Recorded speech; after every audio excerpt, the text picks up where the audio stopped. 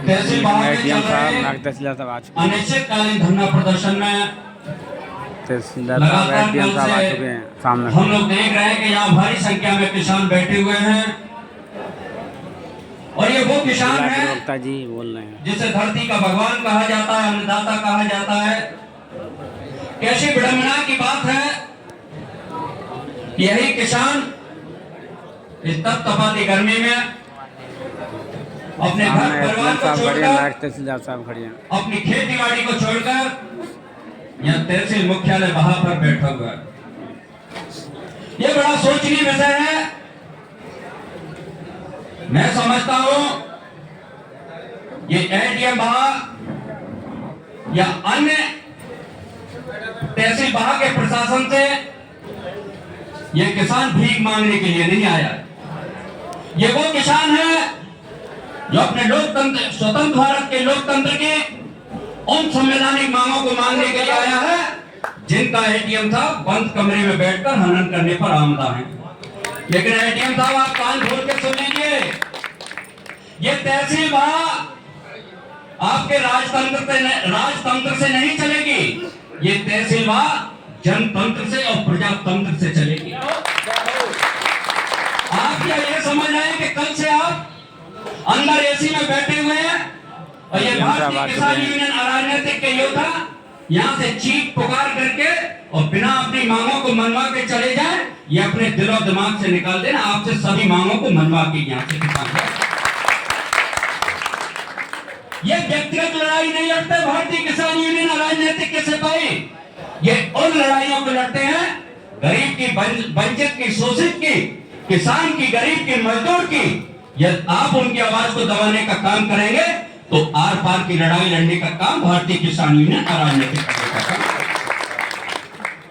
कल से ये लोग बैठे हुए हैं, आपने इनको ये तक नहीं पूछा कि ये किसान मेरे दरवाजे पर क्या बैठे हैं। आपके यहाँ तहसीलदार कोई त्रिपाठी है, वो अनर्थ कर रहे हैं, वो अभी फतेहाबाद से उनको यहाँ विदा किया था। तो ऐसे अधिकारी अपनी हमारी आवाज को कान खोल के सुन लें। किसी भी पदाधिकारी के साथ किसी भी तरह से अनर्गल टिप्पणी की तो उस अधिकारी को बख्शने का काम नहीं किया।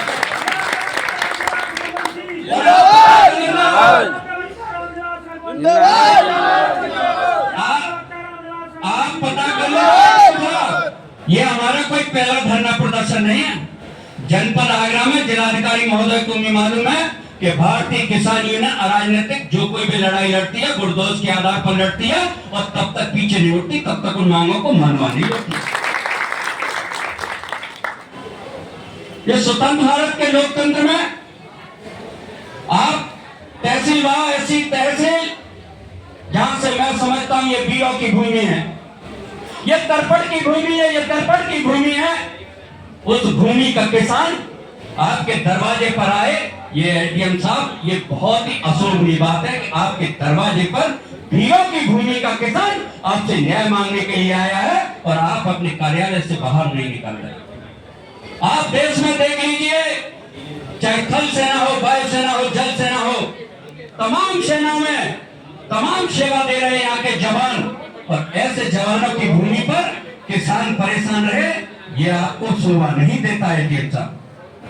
क्योंकि लगातार यहाँ की बिजली की समस्या हो, बेसहारा गौवंश की समस्या हो, आपके यहाँ जो लेखपाल हैं उनकी लूट खसोट की समस्या हो, ऐसे लूट खसोट का तंत्र आपकी तहसील बहा में चल रहा है कि मानो इस तरह से तेजी की जो गति चल रही है, आज उस गति पर ब्रेक लगाने का काम भारतीय किसान यूनियन अराजनीतिक करेगी।